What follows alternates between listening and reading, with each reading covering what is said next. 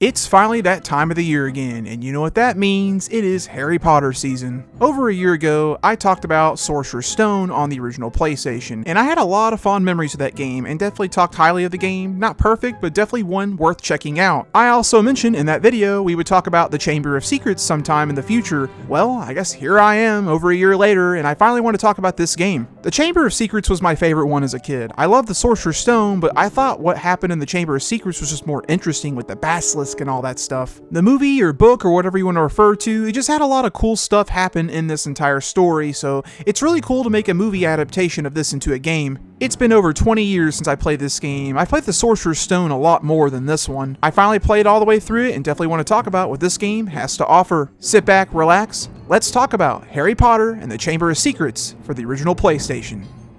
Get ready! Jewel!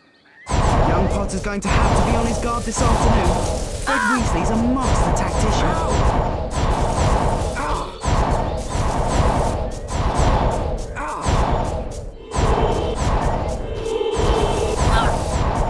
The Chamber of Secrets for the PS1 came out in the year 2002. It was developed by the same team who made the last game, Argonaut Studios, and published by EA. In case you don't know who Argonaut Studios is, they're the same boys who made the Croc games on the PlayStation, and they even helped out with Star Fox on the Super Nintendo. Assuming you already know the plot of Chamber of Secrets, but a brief overview, you start off in the Dursleys, just like the last one, but this time they won't let you go back to Hogwarts, so your whole window's barred. This strange creature named Dobby appears in your room, and he warns you, don't go back to Hogwarts, it's dangerous. This doesn't stop your friends, like Ron and his brothers. They come in the flying car to break you out and take you to Hogwarts, but they take you to their house first, and then it kind of just goes from there. Another wacky school year.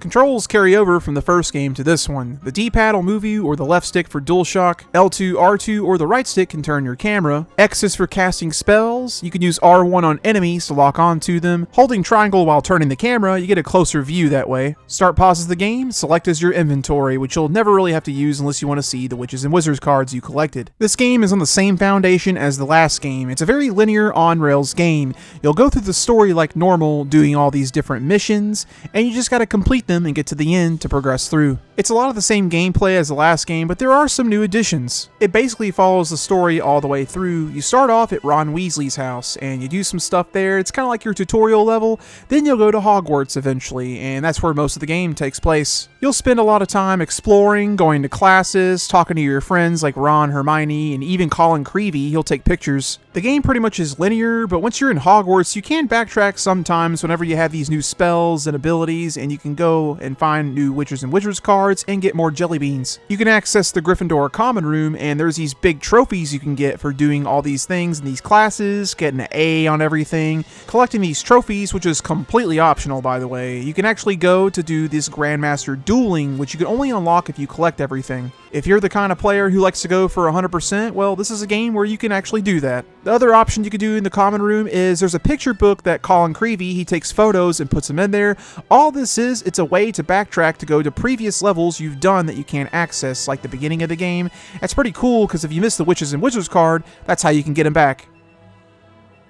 Pickups in this game mirror exactly what the first game did. You get chocolate frogs for health, your jelly beans are still here, there's a lot of different colors this time, and the Witches and Wizards cards as mentioned earlier. If you do lose all your health, which is what your scar in the top left corner does, you'll die, you'll get a game over, but you'll just go back to the last autosave you had, so very, very easy. This game has a ton of variety in what you can do. Literally, this game's pacing is actually very good, and there's always something new to do. You still got a lot of enemies you gotta kill here and there, you'll solve puzzles sometimes, and you'll do little mini games often. The biggest, most welcome change in this game is dueling, and I like this one a lot because you're pretty much just going against somebody else and y'all are just blasting spells at each other, and you just gotta knock their health all the way down, and best 2 out of 3 and you win. Sometimes new power-ups appear and you can use those to do more damage to your opponent. It's pretty simple, but I thought this was kind of the best part of the game. You get this flying car section like in the movie, but this time you actually have to outrun the train and not get hit. You have to get these pickups, that way you can go faster and heal up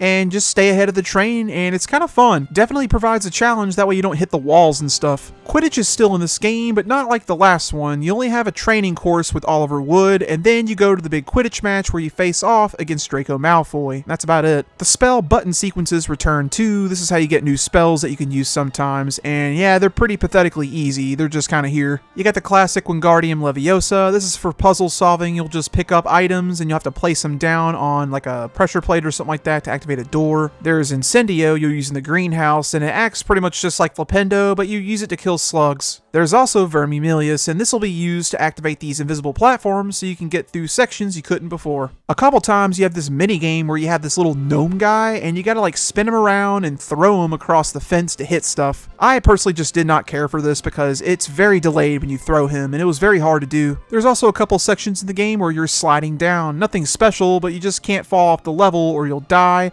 and you gotta get all the way to the end. They even brought back the invisibility cloak section, and this one's kind of tough versus the last game. You gotta really watch out and get those invisibility cloaks and activate these pressure plates to activate doors. Other than the beginning of the game, the rest of the game is pretty much identical to the last one, even layout and stuff. There's a few differences in some of the teachers' rooms like Gilderoy Lockhart, but it's mostly the same in terms of what you go through, but the layouts do feel a little different. You even go back to Diagon Alley during the holidays, instead of the last game where you had that stupid Gringotts mission, which I hated. This game does not have that. You only visit a couple of shops, just getting some items, that way you need it for your Polyjuice potion later. There's two sections that are similar, like this one here, you're with Ron and he's burping up slugs like from the movie. You gotta keep up with him and don't lose him. And like this one, you're Crab and Goyle with the Polyjuice potion, and you gotta catch up with Crab, that way you can find Draco before you run out of time. This game definitely has plenty of boss fights, if you want to call them that, where they have health bars and you gotta watch their attacks and then shoot. There's a lot of sections like that where it'll be in first person mode or just fighting off some bosses like Aragog here, and they're pretty fun. They're very, very easy, but still a fun little challenge. Harry Potter and the Chamber of Secrets for the original PlayStation is always a good time. This game is a lot like the first one, which the first one is very good, but it just kind of builds upon that foundation and adds more stuff to it to make it more fun. I personally think the dueling was really fun. I wish there was a whole game dedicated to that, but somehow to make it more technical, because it is pretty simplified here in this game. The voice dialogue's not too bad. It gets the job done, and I mean, it's better than a lot of Capcom games that you see on the PlayStation 1. Dad has placed some crates in the garden. Why don't we use them to climb up onto the roof and then into the open attic window? And for some time. Is Hermione here? Of course. Be careful though, there are some rather mischievous books around. Of course, we gotta talk about the visuals, and it's passable for a PS1 game of the early 2000s, but you gotta love these old models like the Hagrid and Colin Creevey, and man, Oliver Wood just got done dirty. God, look at him. Some minor complaints I have, there is a lot of loading in this game, which loading was just a big thing in this generation, but this game, you could just walk into an area, walk into the next door, and there's immediately loading. Some places in the beginning of the game have slowdown, like when you go outside the castle, it kind of does it for a minute, but then it goes away. Nothing crazy, just wanted to mention it. Here's a weird one. Whenever you're facing these slugs, you gotta use Incendio to kill them, not Flipendo. Well, it'll only do Incendio if you're highlighted above them, so you have to be looking right at the slug and a green symbol will come up. It wouldn't work sometimes, so I don't know. That might have been just like a bug or a personal issue. I wish there was more Quidditch in this game. The first game had a lot more Quidditch going for it, but at least this game makes up with variety. The final boss is also way too easy. The Basilisk, it's just such a freaking breeze. The last game's final boss was not that hard, but also puts a challenge. This one just doesn't feel challenging at all. They just kind of threw it together. No joke, there's about 5 or 6 versions of this game. You know, Game Boy Color, PS2, GameCube, Xbox, PC, Mac. There's so many different versions of this game. So if you try to play this game on another console, it's going to be a different game, basically. This version of the game is only on the original PlayStation, and it's about a $10 to $15 game all day long, so definitely affordable. If you enjoyed the Sorcerer's Stone, you'll definitely like this one if you've not played it. It's even better in my opinion, but if you like action-adventure games and you like a lot of variety with the gameplay, you definitely can't go wrong with this one. Well, that's all I've got to say about this game. It was fun talking about the Harry Potter games on the original PlayStation. Maybe I'll branch out and talk about maybe the Game Boy Color, Game Boy Advance, or even PS2. Thank you guys so much for stopping by to watch this video. You have anything to say? Leave a comment down below. I'd love to hear what you got or what your opinions are about this game. Until next time, thanks for watching. Y'all take it easy.